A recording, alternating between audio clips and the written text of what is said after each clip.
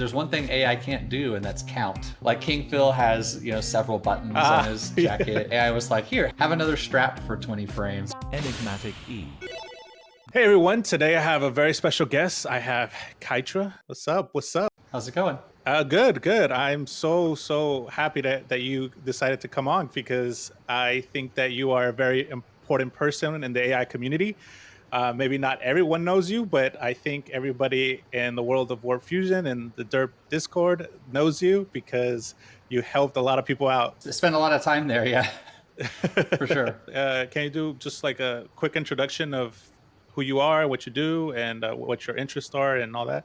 Yeah, I'm here in 1981 at the premiere of the Canadian adult animated, science fantasy anthology I see Heavy that. Metal. So glad to be here. But no, my name's Kytra, and I've been a software dev for about 5 years now. Kind of self-taught in the beginning, but been working. It's my day job now, and kind of fell in love with the generative AI. It's been a long time back. I didn't actually jump headfirst into it for quite a while. But I was using apps like Wombo had Dream, I think it's called. Like Wombo AI had their Dream app on the phone, and then Midjourney came out with their beta, and I applied to it, and I didn't get accepted. Like that whole thing. I never get accepted So I kind of been, anything. Go ahead. yeah, like I don't know what's up with that. I don't know what it takes. Because I filled out my application, and then I saw like the next day, like someone on Twitter had like wrote a whole song like for their application. They had like a song, like a whole production, and it was honestly brilliant. And I was like, okay, I'm never getting accepted if this is the bar. Like, Yeah, I don't have enough creativity for that. I've been kind of on the sidelines of the space for the longest time, just really interested in playing with the tech more than anything. And when I discovered Warp Fusion, it was kind of like, I guess for context, growing up, I did lots of music production stuff, spent a ton of time in Ableton, and like it was that constant, serotonin, dopamine rush of creating my own stuff. And because I've always loved to create. I felt like that spark was lost, the more that I tried to come back to it and do music. And I kind of just thought like, oh, this is just a thing that happens to adults, like the magic of making your own stuff and the, trying to fit it into all your other responsibilities takes hold. And then I discovered Warp Fusion, and like I ran my first video, and it was awful. Like the result was terrible. But like even still, like to see something that I put up in there and, dialed in a prompt or whatever, and it spit back out this like crazy, AI thing, even if it looked bad, like it was immediately that creative spark, reinvigorated, something I didn't think that I'd, ever really get back to. And it was kind of just all downhill from there. I spent as much time as I could, like 3 hour average sleeps for weeks, and just trying to learn as much as I could about it. And like it's all chronicled on that server. You can go back and see some of the worst warps I've ever made if you go back far enough. But yeah, I just spent enough time there that now it's become a thing where I've learned from a bunch of other amazing people out there doing warps. Noah Roberts Miller was a big one, yourself included. With that, I learned a ton from all the stuff you were doing with like Cloud Strife, like all those warps. Basically, just learning from everyone there, and but I spend a lot of my time focused on trying to answer other people's questions, because it was such a, like I come from at least a mildly programmatic background, and I'm doing the software dev stuff for a little while. It was still difficult for me to wrap my head around like what am I being asked to provide here in Warp? Like how do I make this happen? I knew that there were other people out there that probably had that same like kind of spark when they saw Warp Fusion and what was possible. Like now I can create these things that I would have taken tons of money and relationships with VFX artists or something previous, or a ton of time and investment into learning like insane VFX tools. And now I can do it kind of like just with a little bit of know-how in a Google Collab notebook.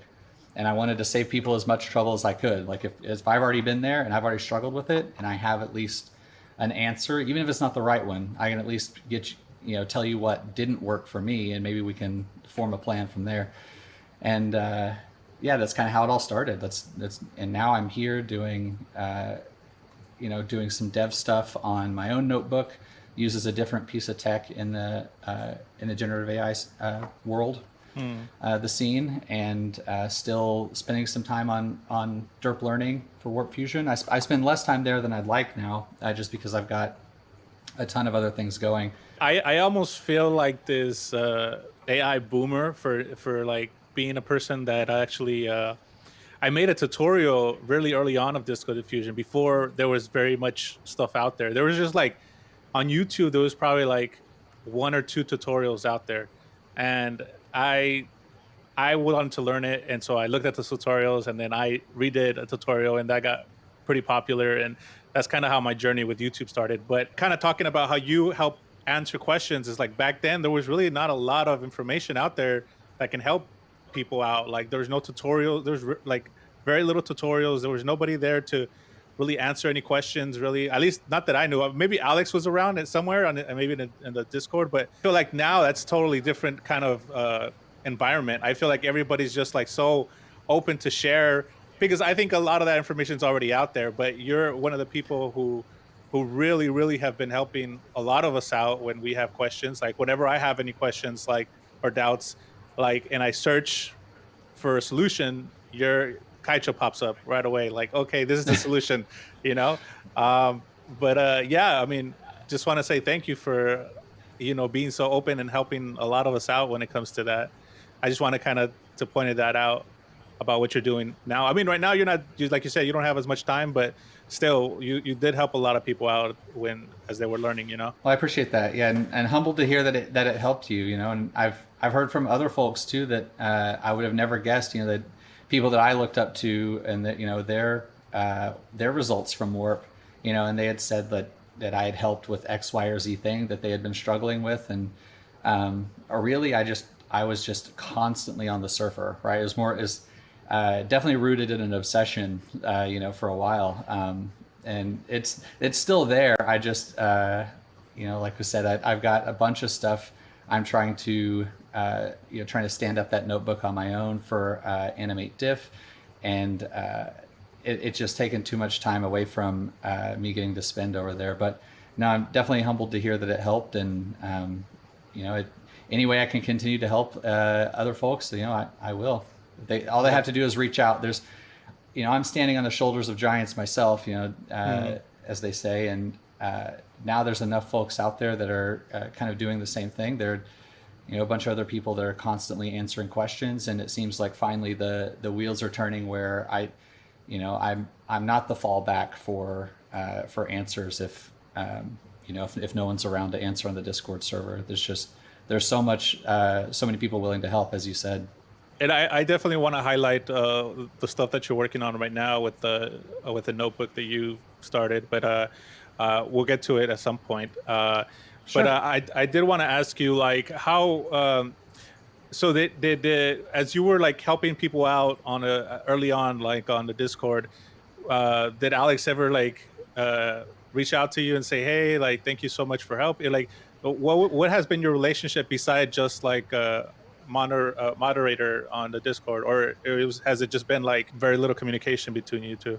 It started out with very little communication. Alex answered a lot of my own questions when I had questions, and kind of would point me in the right direction of, there was a guide that had been written by several other people that had used Warp Fusion before me, but it was maybe 35-40% complete. But the stuff that was there was very informative. It was very well written. Mm-hmm. And so, Alex would direct me there if there was something that I could learn. And it wasn't until probably, I'd say like 2 months into me spending so much time over there that at one point he had made mention of it, because he always pops on and he wants to answer the questions himself. He's in a different part of the world than me. And so like our time zones are very flipped. Right. We're usually not on at the same time, but for maybe like 2 or 3 hours of overlap. But it became a thing where I had finally gotten to a point where I was comfortable enough with it that he was logging in to answer questions on his own, because that was important to him as the owner of the Patreon, and he was basically repeating what I was saying, right? Like he was coming on to like to try to answer what you know, other people's questions, and it was basically like a copy. And he even mentioned it. He was like, he's like, I feel like all I do is log on and repeat what you say now. And so that kind of like that started conversations a little bit in the background where I was like, yeah, you know, I've had some experience moderating a few discords with, you know, 1,000+ members, and would be interested to kind of like make something of it here in the Derp Learning server, help you out. Because the way I saw it, the more questions I could answer meant the more time Alex got to continue improving Warp, you know, Right. introducing features and that kind of stuff. If I could help him out in that regard. But for the most part, the relationship itself was really just through a few fleeting Discord exchanges. And since then, you know, I've had a chance to talk to him more in depth about stuff, and he actually brought me on to Stability AI, did like a Warp Fusion focused like talk that they call it their Discord stage that they have, where it's just live streamed through Discord. Yeah. And Alex had personally asked me to be there in case that there's questions asked that maybe I can field, that sort of stuff. And so it definitely did become more than just you know, more than just a few exchanges on Discord. I still have never met Alex in person. Spent maybe I think you and I right now in this talk have spent longer talking to each other face to face than Alex and I have. But yeah, Well, even it's been good. He's been very appreciative of the help. He gifted me like a year of Discord Nitro, and you know, told me thanks for the help, and has, you know, is always you know, he's been there to cheer me on with the Animate Diff notebook as well. You know, sending me packages and, you know, information about different packages that might help improve this or that thing. And that's awesome. so it's been really cool. Yeah. Do you have like side gigs too that you do with Warp, or just anything AI? I spent so much time doing the troubleshooting stuff for the, you know, on the Derp Learning server for so long that, you know, I was doing warps for myself, you know, just personal stuff, learning and helping other folks for like 5 months without anyone mentioning any commercial work at all. Right. You know, while other people were out, you know, hustling relationships and stuff that have led to them having commercial work. And so like I always felt behind the curve on that. And it's only been honestly in like the last 2 to 3 weeks, it seems like everybody's coming forward all at the same time, wanting my attention to work on a handful of things with Warp Fusion. So I've been at least blessed in that regard, that I haven't, laying the groundwork in the Derp Learning server has finally led to you know, these things kind of naturally coming to me instead of me having to hustle them. But it's only been this last month, you know, in July, that I finally started to like earn a few dollars here and there as a, you know, doing warps as a side gig. Yeah. Can you talk at all about that gig that you did for that musician, or is that confidential stuff right now? It's it should come out at some point fairly soon, but I'm not entirely certain what I can say. But we can there's a major label artist, 2 of them actually, that like are major. We're not talking about like Instagram famous. We're talking about like world famous. Yeah. Exactly. Yeah, they've reached out to a studio in LA. I believe it's the same studio that did the I don't want to call it controversial because I thought it was cool, but the slightly controversial like Marvel intro to that Marvel series that recently came out. Oh, really? That everyone was upset about. Yeah, they had a little bit to do with that. Wow. Okay. But they've been hiring a few of the more prominent artists from the Derp Learning server. They had a few of them working on it, and they reached out to me to see if I couldn't help them with like mouth tracking and cleaning up some of the stuff that's closer to like deep fakes on the face. But I can't quite say who it is yet because I don't know when it's going to release. If I had a release date, if I knew exactly when they were going to drop it, I'd feel a little bit better about saying it. But okay, yeah. So I mean, we'll see it. We'll. I think people, when you see a big release, like when you see a big artist coming out with some AI stuff, you know who had something to do with it. So yeah, I can say it's it's it's a woman and a man, major label artists, Yeah. A-list celebrities coming out with a music video that has heavily AI altered. So Yes. Yes. It's gonna be exciting to see. I know who it is, but I obviously we can't share. yeah, So sure. oh yeah. So I think by the time this is out, probably I think they announced it already. So there's gonna be a new Corridor Crew Rock Paper Scissors anime coming out very soon, and they asked us to be to help out with that. And that was really exciting. That Yeah, was cool working with you and working with some other people. I was not familiar with the other people. I just knew you, and there was yeah. two other people that were there helping out with the AI stuff. Which I still don't know where they came from or how where those relationships were fostered between Corridor Digital and those folks, but their work was great too. yeah, So but I got to say, you really helped,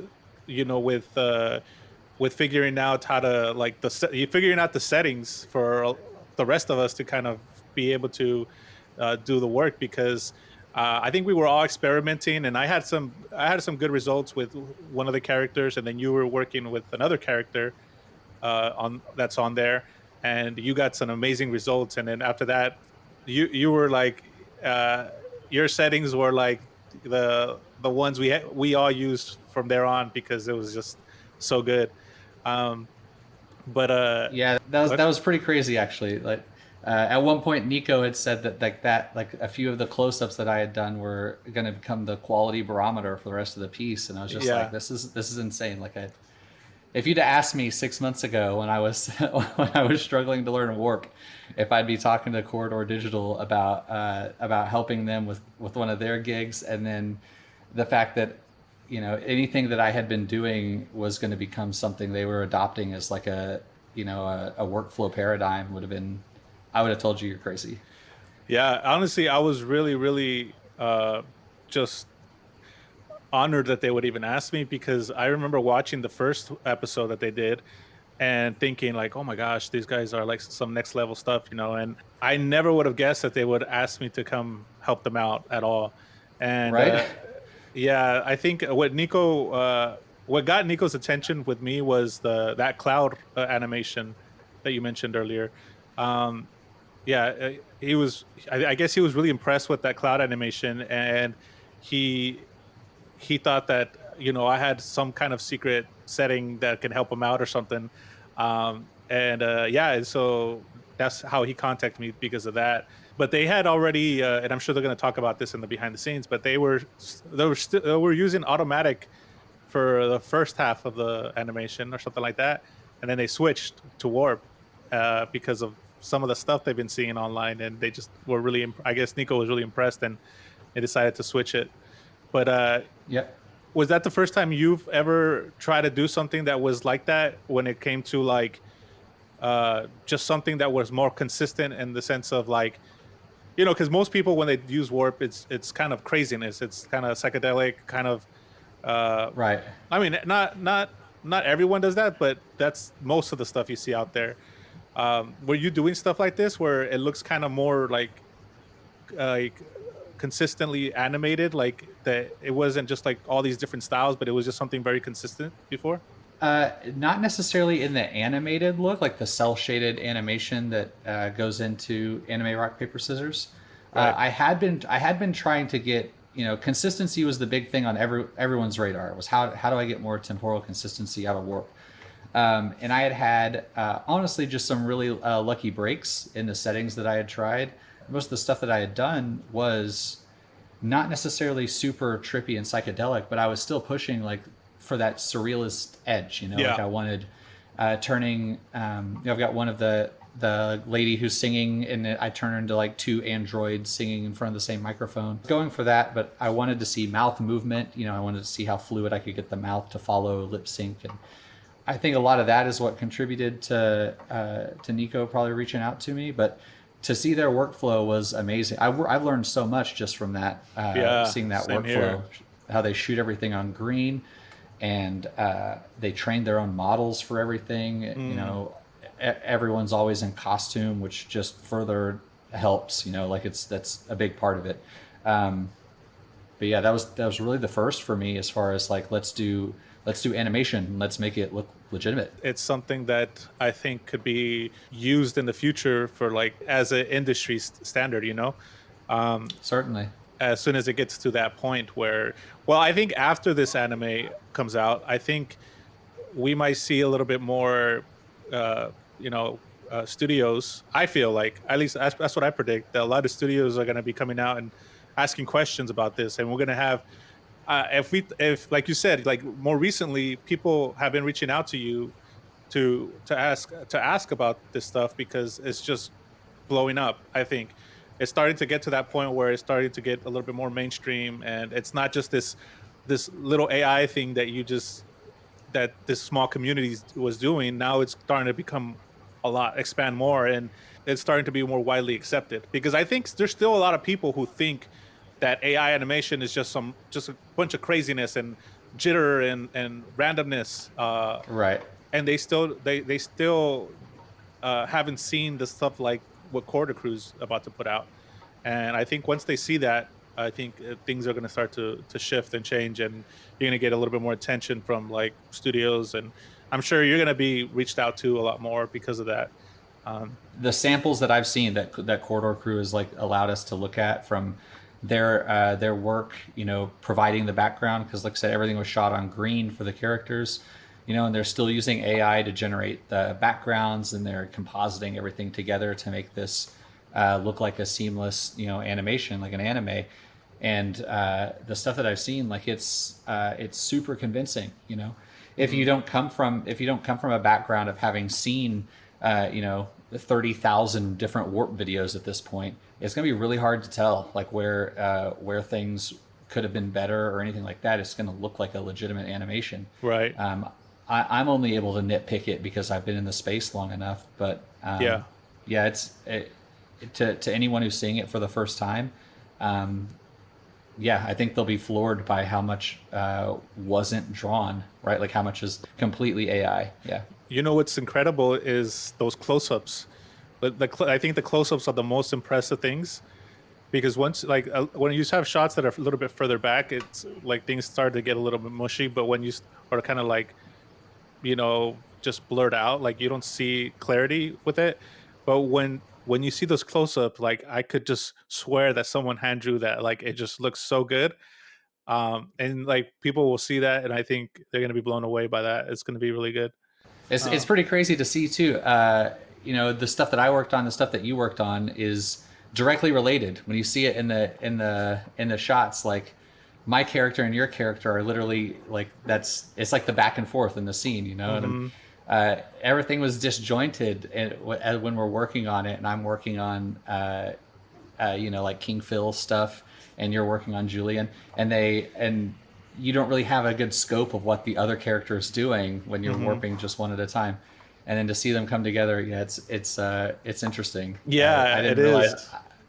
I didn't realize that yours and mine were literally going to be you know, stacked side by side to create the whole scene, like to create the atmosphere. You I got to work with a little bit of both characters at the end, so that was actually kind of nice because yeah, I had fun with the Phil character. I actually at first I was intimidated by that character because I knew that you were having trouble at first with it, and then I was just like, oh man, I don't know if I want to kind of try to work with that character, but it actually ended up being really fun at the end when I got to do some. I did like a few clips with him. Oh, actually, I did it.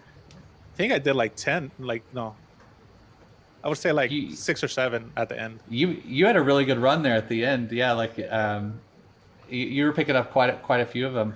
Yeah, I got to do. I think I did one Julian. There's like one where I did Julian, yeah, but no, like King Phil's thing interested me because I liked the look of the character. But yeah. then as I got involved in it, I was like, oh, what's going on? Because there's one thing AI can't do, and that's count, right? And so like King Phil has, you know, several buttons on Ah, his yeah, jacket and like multiple straps, and they yeah. were just getting multiplied. Like no matter what I was doing, it was, you know, the That AI was the was like, here, challenge. have another strap for 20 frames, or here, have 6 more buttons for 20 frames. It's just like, oh gosh.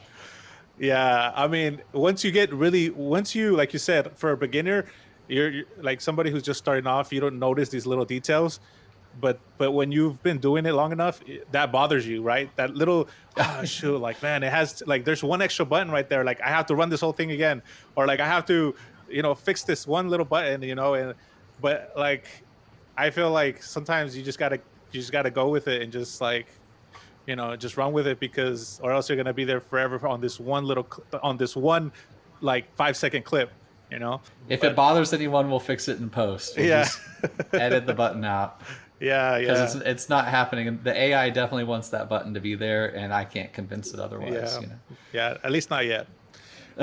One day, Exactly. our iPhones will be able to do all that for us. So for now, we're gonna have to deal with it. Um, Exactly. what is Kytra? So it's called Kytra.Animated, right? That's what you call it. I was just looking for some play on words because Yeah. my Instagram handle is Kytr.A. Uh-huh. And so, because someone out there got Kytra before I did, however that happened. But So what I does was like, Kytra mean? Or is there the meaning behind Kytra, or is that just? it's my actual real name. Oh, that's actual real name. Oh, Yeah, it's my actual real name. You have a really cool name. Like Thank you. I thought it was like. Hopefully you're not offended by this, but I thought that was like from some anime or something like that.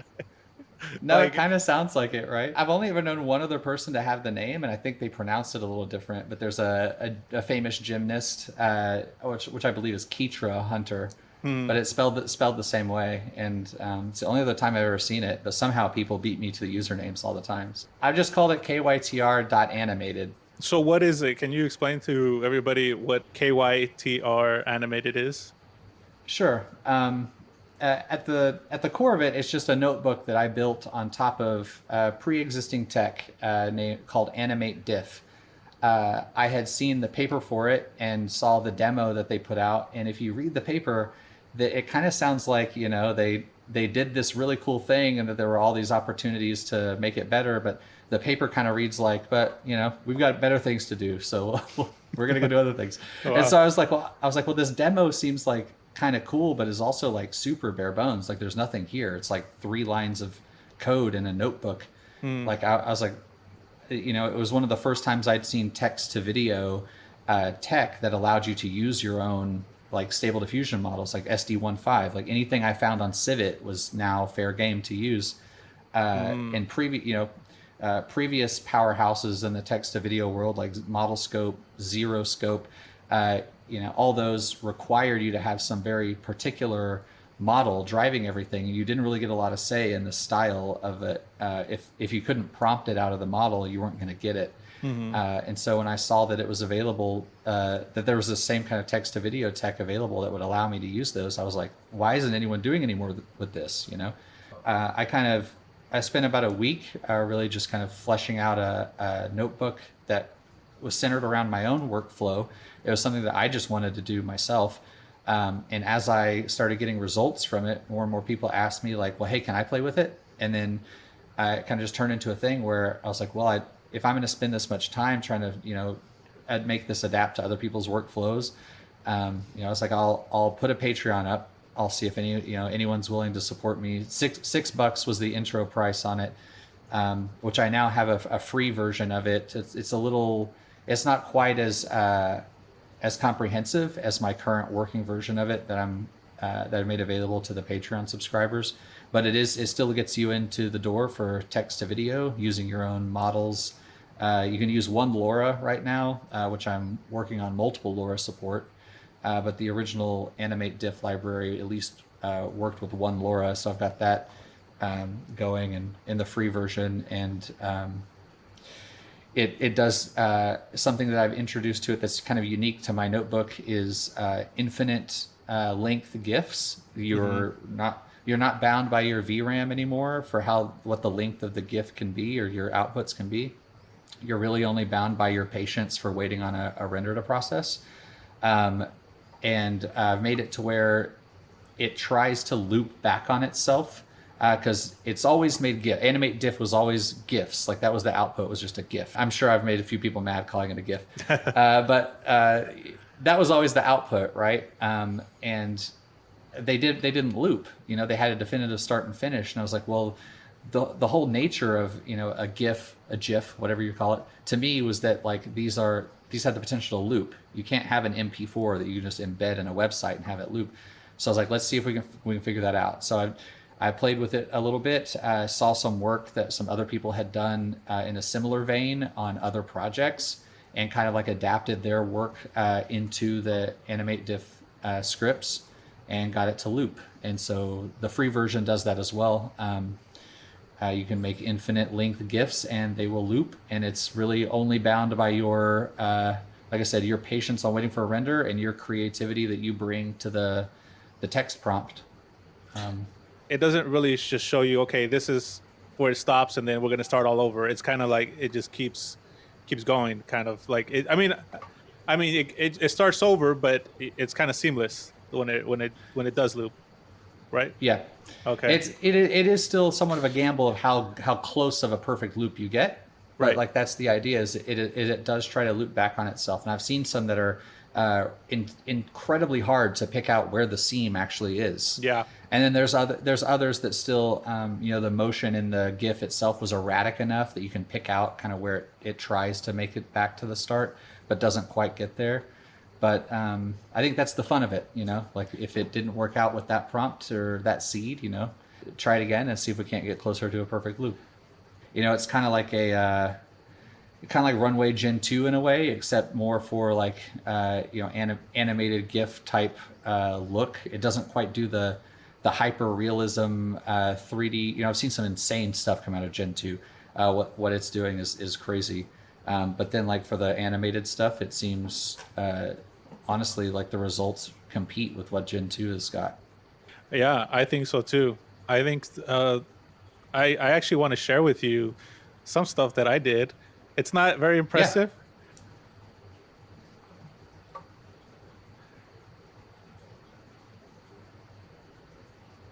Yo, that's awesome. Yeah. So I wanted to make it seem like it was like like a Dragon Ball fight, because how sometimes the animation just looks so wild, like they're like their hands are moving so fast that it just kind of looks like just like this blur, and just like Yeah. all these things like. So I kind of get that feeling that that's what's happening there. All these are different runs, by the way, but like they blend really well. That's all. Yeah, they do. Because you could just ask for 128 frames, but you won't get to inject any additional prompts into it. You could, do like take the final frame and use it as your init for the next one and prompt into Oh, something true. different and make some cool stuff like this. Oh, this one I tried to make it like 8-bit. Did one with Mario too. I think this is yeah. That's Yes. great. I'm not an expert at any means using it either. Like I'm still astounded to see what some people are doing with it. Yeah.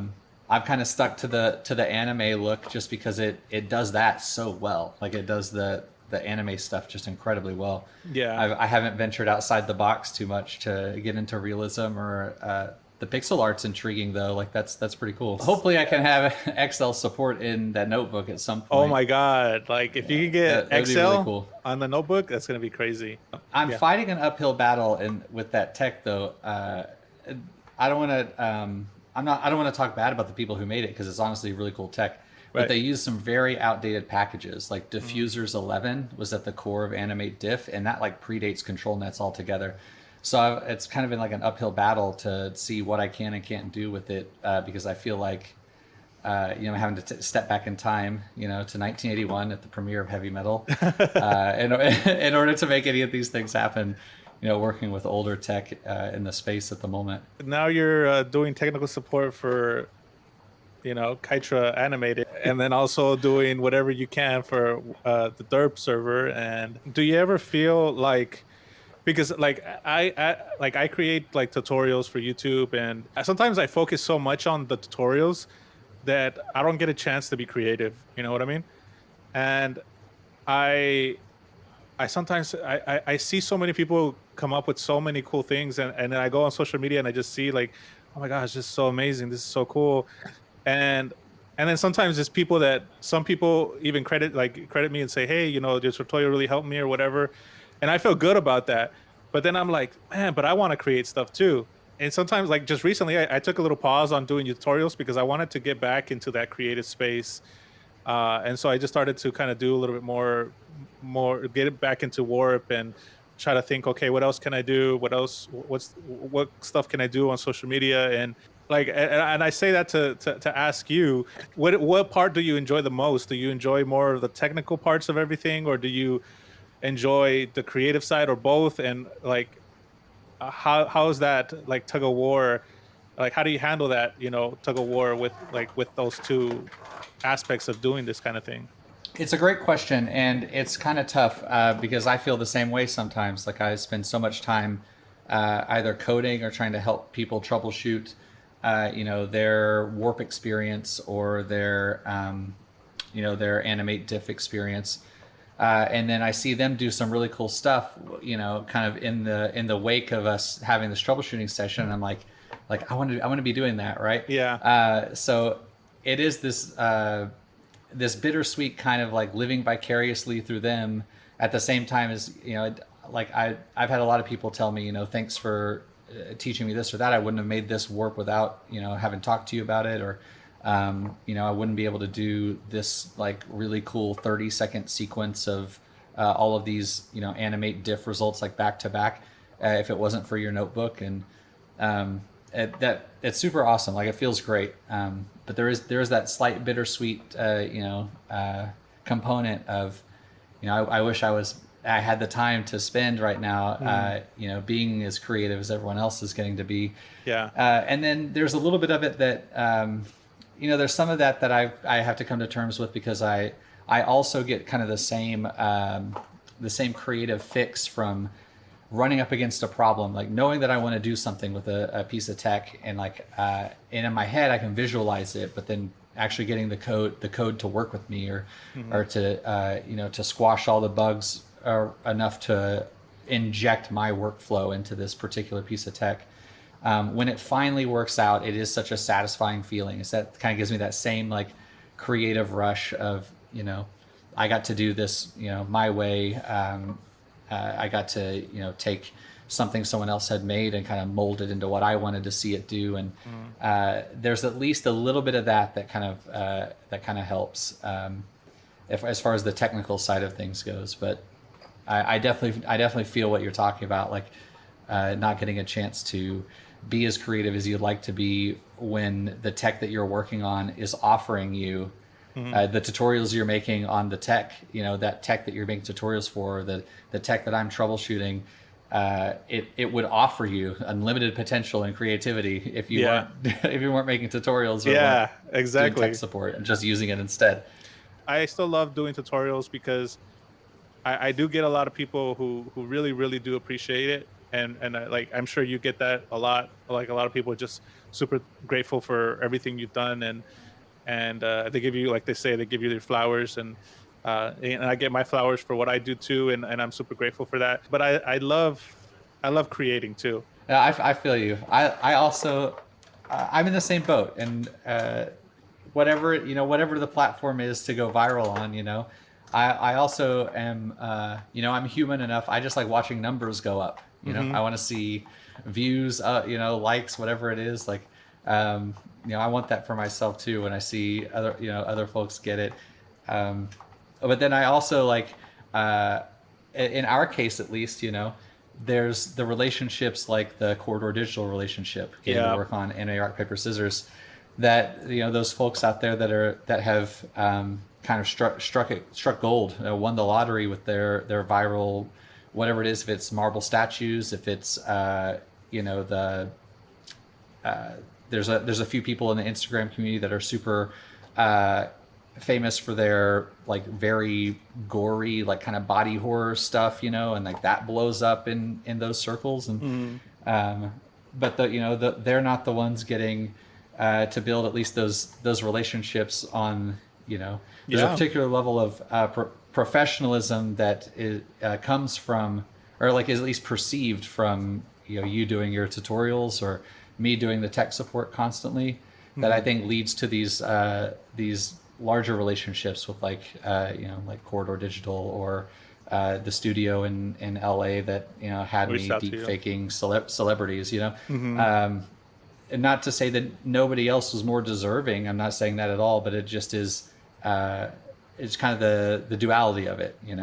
Yeah. Um, I also believe yeah, that if you work hard at something, like you eventually get recognized for what you do, you know? there is that component of I would love to be doing the art style. Like I would love to be able to support myself off my creativity Mm, and less off of just technical knowledge. Like while I do find the tech side of it fun, there is a particular component to the creative aspect that's like, man, if I could make a living doing this, this would be insane. Like mm, uh, you kind of hear, growing up, you hear like nobody ever loves their job or anything, and it's like, well, if I could get paid to be an artist and support myself in that way, then I don't see how I couldn't love it. Would you choose art And over the technical side if you had a choice? I guess it depends on what I'm doing. If it's something where uh, it's something like Instagram or YouTube art like that, kind of like constantly creating one particular thing, uh, like we've seen like a box that some people end up getting put in because of their virality with certain things. They're kind of like stuck doing that one thing constantly. Right. I feel like that would be less fun, in my Mm, opinion, than if it was something where every time I approached a blank canvas, blank Google Collab notebook, whatever, however you want to consider the AI world, blank latent space. Anytime mhm. I approach like that, if it's something where I get to kind of bring 100% of myself to it, I think I definitely choose art over the technical side in that regard. Mm. But if that's if it's a decision I have to make based on it, do I get to be fully creative to the degree that I want to be? um, I'd much rather have that just stay a hobby, than Mhm. become my job. I feel like you and I and there's a few other people that with the knowledge that we have now, seeing kind of how Corridor Digital does things and kind of the way that everything's been swinging in the AI art world. Uh, let's team up. Let's make a series and something like let's get out of the box of 20-second Instagram clips or whatever and there's two with Yeah. blackjack and hookers. Blackjack and hookers. As much success as I've been able to make of this obsession over the last 7 months, I wouldn't be here at all if it wasn't for the encouragement of the folks around me. Not just the people I help on Derp Learning, but there's a crew of people. You've interviewed a few of them already. We've got JBug, Patches Flows, Mm. Phil, goes by Machine Delusions. Um, I've got Jeru, Pixel Pusher on Instagram. All those people have been incredibly encouraging. And there's so many of them to name. Pookie Num Num's another one. It's fun to say. But they've been super encouraging to me, and I don't think that I would be here still doing it if it wasn't for their support. I've had my partner at home has been incredibly supportive as well, and while it's not entirely her realm of expertise in the software world, she's also a developer. She actually kind of got me started in the development world, but she's been incredibly supportive, and so I'd like to definitely say thanks to Lilith for her support. But yeah, I'd love to give a shout out to those guys on the Machine Learners Discord.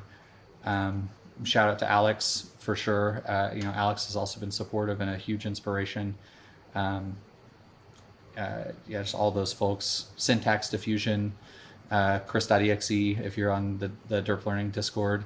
Willis Visual, like all those people are massive influences and have been so encouraging that it's a large part of what makes it exciting to get up and sit back at the computer, after only getting 4 hours of sleep the night before and keep going.